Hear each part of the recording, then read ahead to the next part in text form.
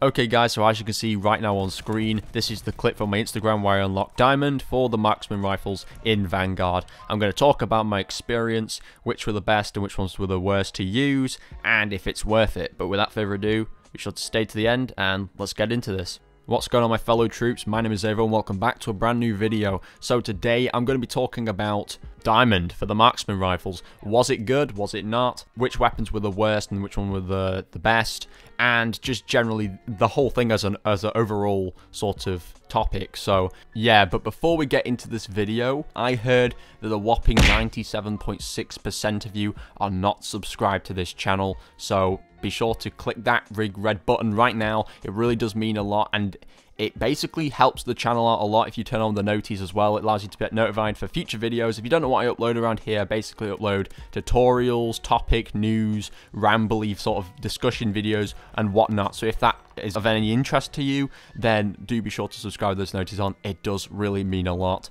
And it only takes a second. It's free. And yeah, but other than that, let's get into this.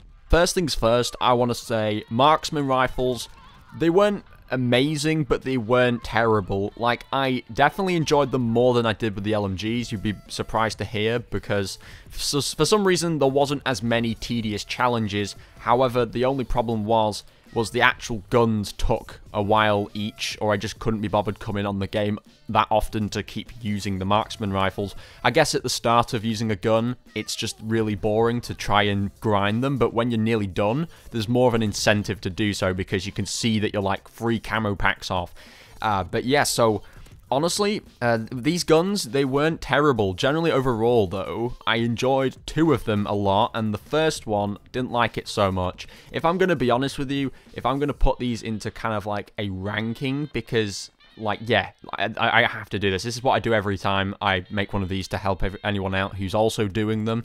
I would say that it actually goes in reverse. Like, the order is literally reversed. So the best one that I used was the G43, or the Xavvo 43. That gun, as you saw in my previous video, I talked about how easy it would be to rank in this video, because it literally was. It was so good. Like, you could select full auto on this weapon, you had plenty of ammo. It could have been more, honestly, but the gun would have been broken at that point. But it was really sturdy. It didn't actually, like, wobble around. The kills were satisfying. It does really good range on it as well. I think most guns anyway do good range on them, at least, especially with Marksman rifles. But it was just really fun. Honestly, this was the most fun I had with the Marksman rifles. It's probably why I finished it the quickest out of all of them, because, yeah, the G43 was honestly a blast to use, and I do think you guys will enjoy it a lot as well. Even at the beginning of using the weapon, the only thing I'd say was there was a bit of a learning curve to try and get used to the aiming with this gun, or the recoil with this gun, because I'd previously just come from using the SVT-40, which kind of had like a bounce back as you shoot, like a recoil effect, which I couldn't really seem to do much about, or I didn't try to, but I got used to shooting in this way where it was like single pops every time you shoot, and it would bounce the gun back, and I got used to that rhythm. So when I moved to the G43, it was like very, very precise, like way too precise. So that was the only thing I'd say that I definitely noticed, but generally the G43 was so fun to use. And then if we take a look at the previous one, which is the SVT-40, that also did a great ordeal of damage. I got used to the rhythm of the shooting very, very quickly, and it didn't have too many problems overall with damage. Like, it was a pretty damn powerful weapon. Now, the one that I thought was the worst was the first one. It was the M1 Garand. Now, I know there'll be a lot of M1 Garand fanboys out there. They'll be like, no, how could you hate the best marksman rifle in the game? No, it was terrible. I'm sorry, it was just terrible. It was probably the longest I spent on a marksman rifle. That's probably why it's taken me a month since I finished Diamond LMGs. It's taken me a whole month to do 3 weapons. It's because of the M1 Garand. I literally blame that.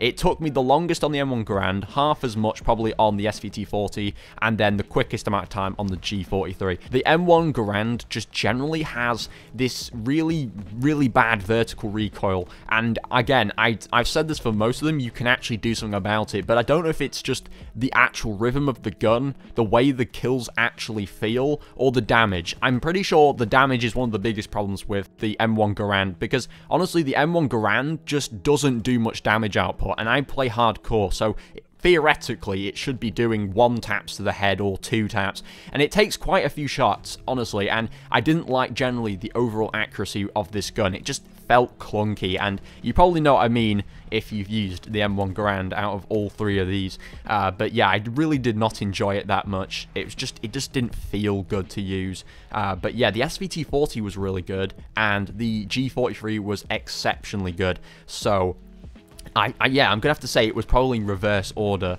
The only other thing I'd argue is, why did I get so many long shot challenges for the M1 Garand? It was the worst one, and they gave me like 2, I think, 2 long shot challenges, which is 200 long shots overall, whilst the other ones were so much more fun to use, and they hardly required any long shots. As well as that, I'm pretty sure the M1 Garand demanded me to do fucking crouch and prone kills, which is even more annoying with a marksman rifle, as bad as that. But yeah, seeing as we're at this point already, let's talk about diamond. Is it worth it for these weapons? And honestly, if you're grinding for these weapons and you're trying to do the camo grind, obviously the answer is going to be fairly simple. Yes, it is worth it. It will really look good whilst you're playing. And honestly, I don't know if this is, I haven't got actual backing behind this, I haven't got any confirmation, but I want to know, does diamond look different to when the game came out? Like, for some reason, when I look at the diamond now, it looks more like it's supposed to be like diamonds now, whilst before it looked like little studs, like really, really shitty studs. Now they kind of look somewhat more nicer to look at. They still don't look as good as Black Ops Cold War's diamond or Black Ops 4's diamond or hell, any diamond that's ever existed in COD history apart from, let's say, COD World War II, because it's practically the same diamond as Vanguard's. The diamond just looks different. Maybe it's just because of the classes I'm using it on. I think because I started off with the melees. The melees look the worst because they're honestly really small, so the amount of diamonds they can fit on them is not that many, so it probably looked more studded. But generally, the diamond looks really nice now. It looks a lot nicer than it did anyway, at least. So I definitely do think the diamond is worth it in the sense that it just looks kind of nice. You know, it's not terrible. It's starting to look a lot better. If they did actually update it, I don't know. But it looks nice on these weapons, and seeing as there's only 3 of them, I think it's definitely worth it for diamond. If there was, like, let's say 17, I don't know how there'd ever in any world be 17 marksman rifles, but if there was 17, I wouldn't say they'd be as worth it, because it would just not be worth the amount of grinding for such a mid camo. But the diamond is actually pretty nice. But what I would say is, it's not worth it for the M1 Garand. If you could switch out a different marksman rifle, I would go for it, because honestly, it might not look terrible on the M1 Garand, but the gun itself is just shit. I'll stand by that until the end of this game. Hell, I might come back and still say it's shit when I'm playing the next COD, which I'm assuming is Modern Warfare 2. But yeah, so that's my video on diamond. I did enjoy it. So that's another one checked off the list. Honestly, at this point, that leaves me with 4 more weapon classes. Well, basically 3, because I've got half the pistols left and half the launchers, which basically means that, in a sense, I've pretty much half done both of those, which makes 1 whole class. But yeah, so I've got all of the assault rifles to do. That includes DLC, so all of the assault rifles. I've got 1 DLC SMG to do that literally just came out this season, which is the Armaguerre, I'm pretty sure. I've got all the snipers to do.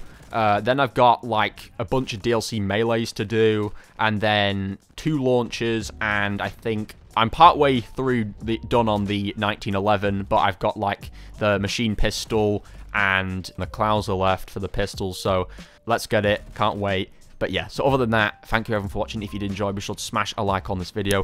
It really does mean a lot. It goes a long way and lets YouTube know that this video is liked by the audience. And yeah, so it really does go a long way. And if you've watched this far, actually, be sure to comment down below Crystal to let me know you've watched this far without skipping or anything like that. I really do appreciate it. But yeah, other than that, thank you for watching, and I'll catch you all in the next one. Bye, guys.